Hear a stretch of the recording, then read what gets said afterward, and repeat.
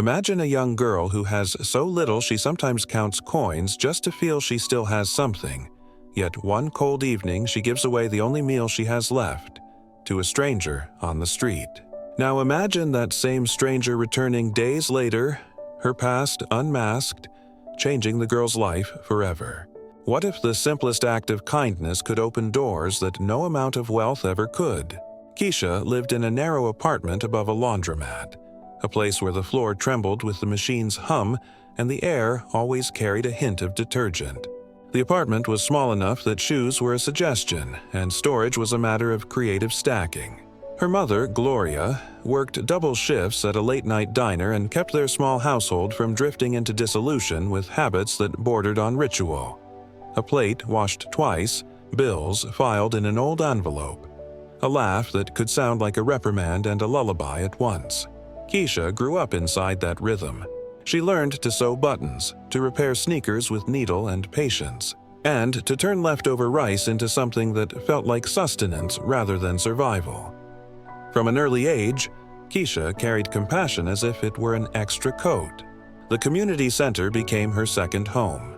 It offered not only a chance to volunteer, but also an education in the dignity of giving. She swept floors when needed, packed sandwiches for the evening meals, and learned the quiet arts of listening and being present. Her hands grew skilled at serving without spectacle. The people she served were not numbers. They were faces with worn edges and stories that tucked into the corners of their eyes. Keisha kept all of this inside her in a way that refused melodrama. Her kindness was practical and steady. It was a habit more than a headline.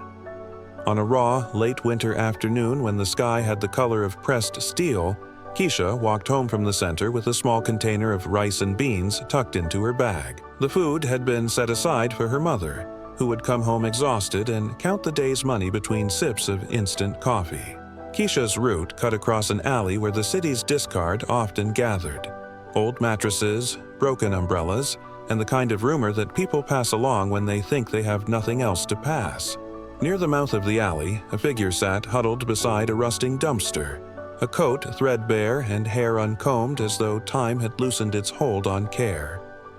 There was nothing extraordinary about the sight, except for the posture. The woman sat upright in a way that denied collapse. Her hands were papery, flecked with age and labor, and there was a look in her eyes that suggested a life of reading and social detail, not merely the blunt endurance of the street. Keisha paused. The rational arithmetic of her circumstances argued for walking on. The container was for a meal that mattered at home. The inner ledger that her mother had trained her to maintain, however, offered a different calculation. Sometimes, the smallest gesture could be the most honest measure of one's humanity. Keisha knelt and set the warm container in the woman's lap. The motion was absent-minded and immediate at once, an instinct that had learned the value of small, practical mercy. There were no speeches, no explanations. Keisha straightened, smoothed her coat, and continued down the sidewalk while the city went on with its indifferent chores. The exchange took less time than a heartbeat, and yet afterward the world felt subtly altered, as if a seam had been mended that neither party had known was frayed. After that night, the event lodged quietly in Keisha's days. She told her mother with the laconic amusement of someone who speaks about ordinary miracles as if they were common currency. Gloria listened and folded the story into the household's private archive of oddities and blessings, nodding as if to close the account. Life resumed. Classes, shifts at the center, late-night study sessions where Keisha borrowed light from a neighbor's lamp because their electricity had been interrupted. The container had become a memory that hummed like a small engine, barely noticed until it became necessary again. Weeks later, an envelope arrived at the community center addressed to Keisha in a looping, careful hand. It contained an invitation to a small public park at noon and nothing else. The note was anonymous, and that lack of attribution made the invitation feel like an odd, unlikely thread pulled from the fabric of a life. Keisha could have ignored it. She could have decided that the city's invitations were mostly traps or publicity stunts. Instead, she went, walking to the park with a nervousness she could not name and a curiosity that felt like a fever. The woman from the alley sat on a bench near the fountain, now warm, her hair brushed and her coat patched but clean. There was an odd dignity in her bearing, an unspoken gravity that seemed larger than her frail form. She regarded Keisha with something like recognition that had been polished by time. The woman's gestures were deliberate, almost careful. There was a sense of someone who had learned to live by the economy of small kindnesses. Keisha approached with the measured calm of someone used to bearing attention without seeking it.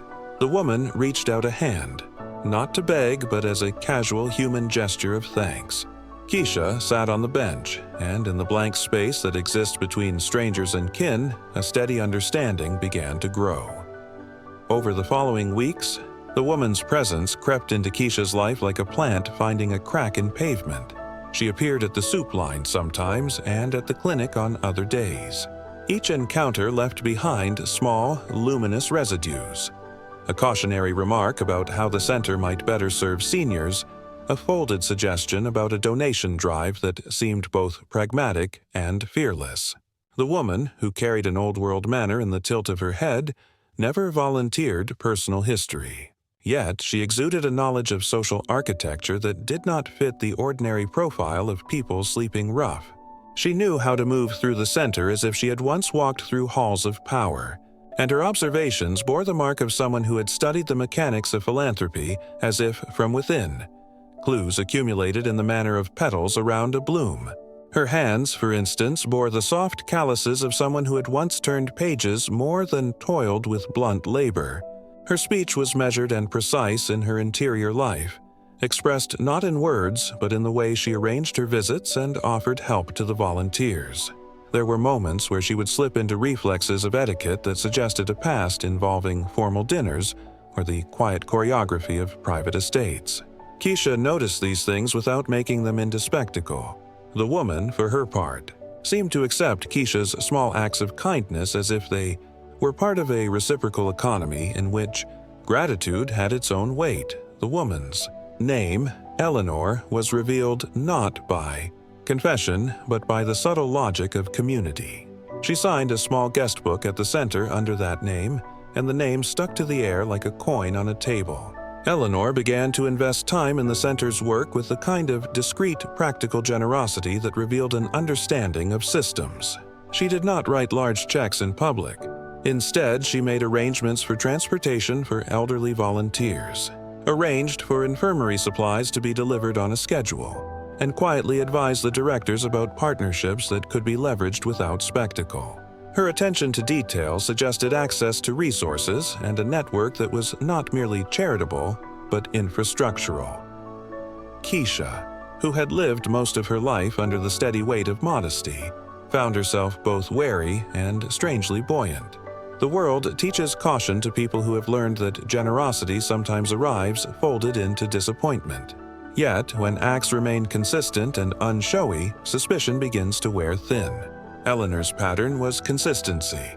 She moved through the center like a variable that stabilized the system rather than disrupting it. Keisha began to imagine, in small and private ways, that the woman who had once sat by the dumpster had a life that involved more than this. Neighborhood's hard edges. A slow reveal is a fragile thing because it depends on the willingness of people to be observed, without being announced. Over months, it became clear that Eleanor had resources significant enough to create programs rather than one-off handouts. She proposed modest pilot projects, mobile health clinics, scholarship seed funds, and a mentorship initiative that connected high school students with vocational training. Each proposal came with a plan and a timeline. Each implementation came with oversight and the insistence on hiring local administrators. The projects grew quietly, like a root system beneath soil. Keisha's involvement shifted as if by gravity. She began to work on the mentorship program, handling logistics and learning to write grant-like proposals in long, late nights that borrowed a neighbor's Wi-Fi. She learned to design outreach flyers and to balance simple budgets. Her attention went from the immediate survival of her household to an expanding sense of possible futures for the neighborhood. The work stitched her to the community in a new way, not as a recipient, but as an architect of solutions. Eleanor's investment felt like an admission that the people who live close to the problem often have the most practical solutions.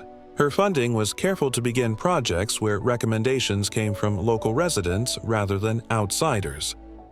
there were other, subtler shifts. Gloria's life, once a ledger of late bills and patched socks, acquired little windows of relief. A bill would be paid, and the household could breathe for a month. A small repair on the laundromat dryer would be covered, and washing would not have to wait. The relief never erased the years of hardship, but it unclenched a muscle that had tightened around survival like a fist. Keisha, for the first time, began to think bigger than the night-to-night plan. She allowed herself a textbook purchase one semester and marveled at the pleasure of turning pages that were not merely study aids but objects of learning to be cherished. The public world, however, remained wary of easy narratives. Rumors began to circulate about Eleanor's identity. People noticed the way she moved, measured, soft-spoken in her gestures if not her words, and some attended to the improbable coincidence that a formerly homeless woman could so deftly navigate the logistics of philanthropy. Others speculated that she must be connected to someone influential. The center's directors, a practical lot, shrugged and continued to file reports and track outcomes. They cared about food served and attendance figures more than names and rumors. Still, the human mind loves a story with edges and begins to fill in blanks when there are empty spaces to be occupied. For Keisha, the biggest transformation was not in the external details of help, but in the internal architecture of possibility. She began to study with a determination that outpaced her old habits. The scholarship schemes that Eleanor's arrangements seeded were discreet at first and then consolidated into something more stable. Eleanor had insisted on financial support attached to practical mentorship. That insistence meant Keisha received not just tuition aid but introductions to nurses, social workers, and administrators who could teach her how to translate empathy into profession. The mentorship bore a particular flavor. It prioritized hands-on training at local clinics and required that mentees spend a season learning administrative skills too. Eleanor's reasoning was clear in its humility. It was not enough to teach someone to give. The community needed teachers who could also navigate systems that allocate resources. The slow reveal became an axis of transformation when a small public gathering convened to honor volunteers and present reports. Eleanor attended, not as a public celebrity but as someone who moved through the room in quiet attendance. A photograph circulated later.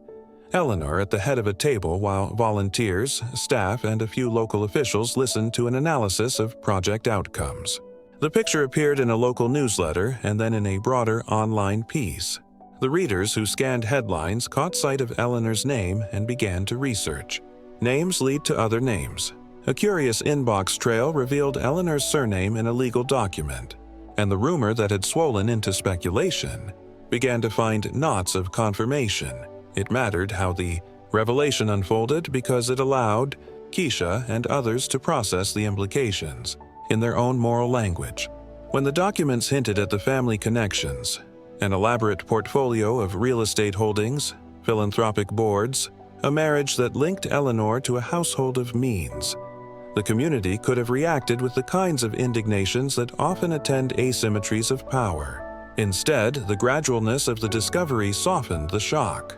The center's members understood that identities do not erase the work that people do, and that goodwill cannot be retroactively discounted by family names.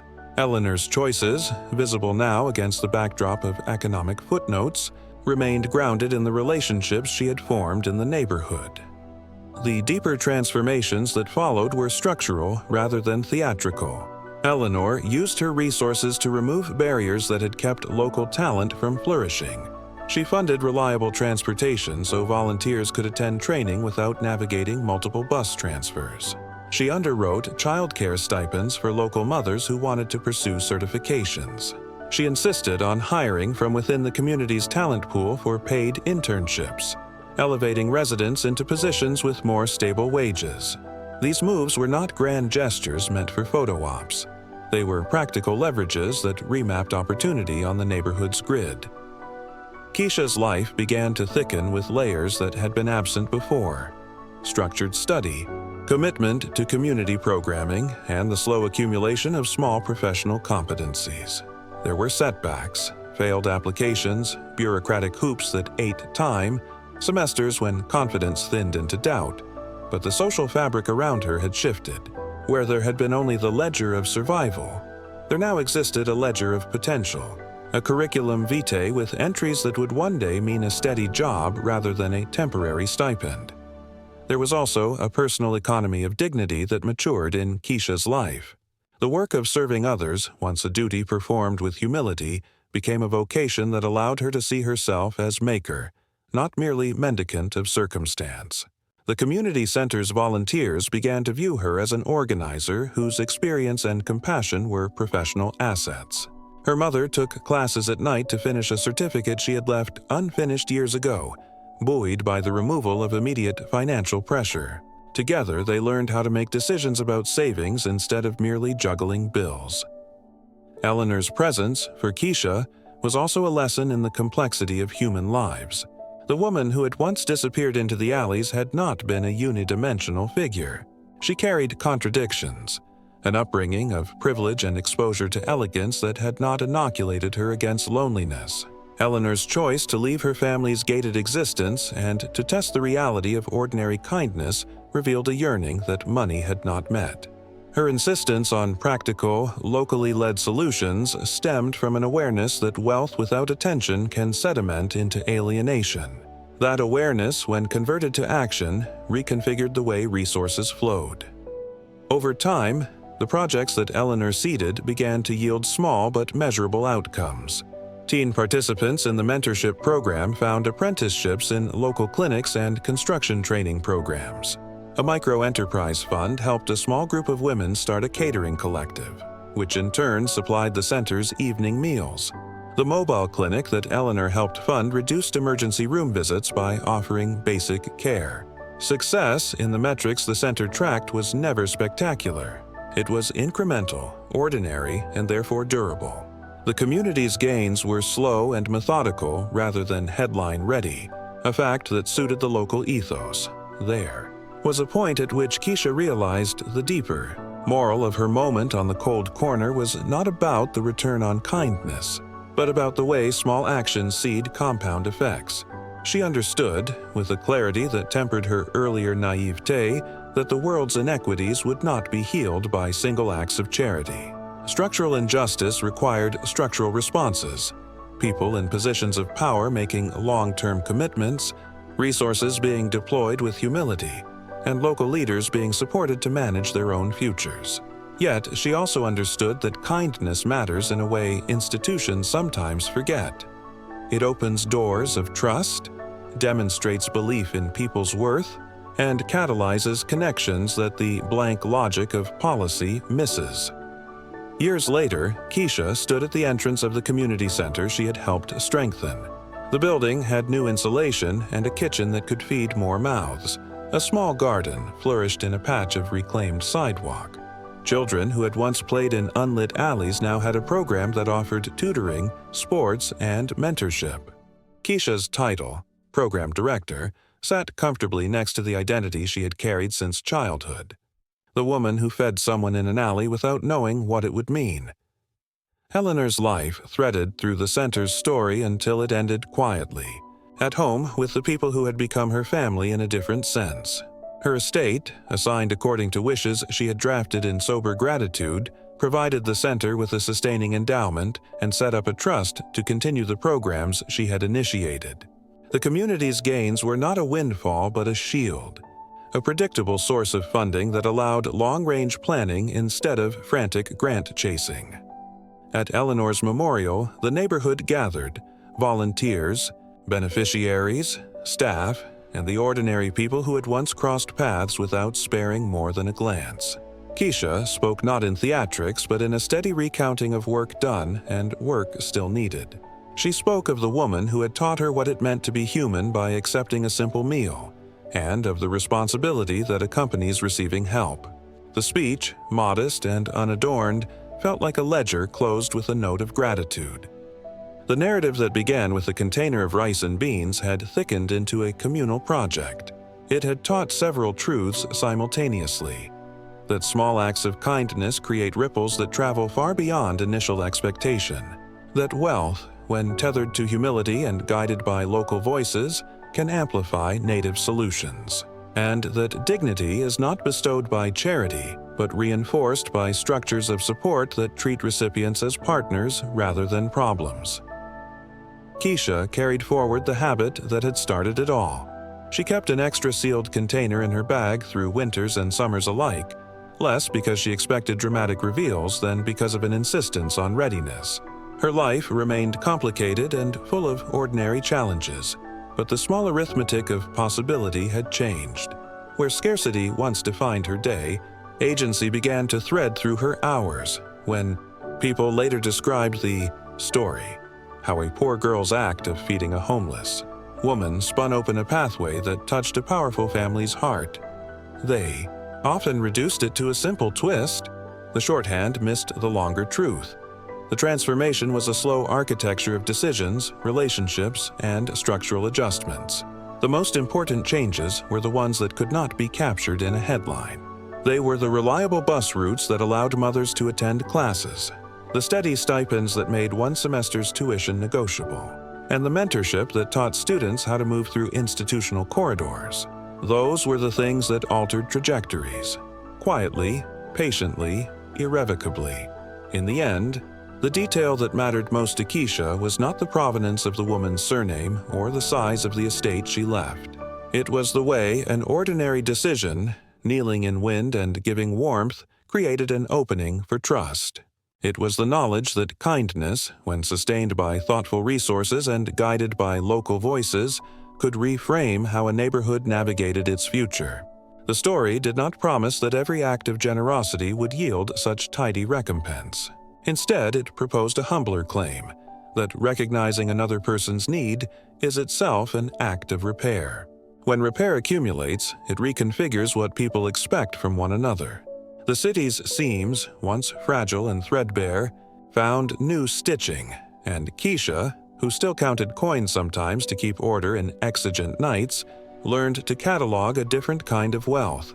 The number of people whose lives had been steadied because someone had stopped to feed a stranger. It was an inventory with no bottom line and infinite hope.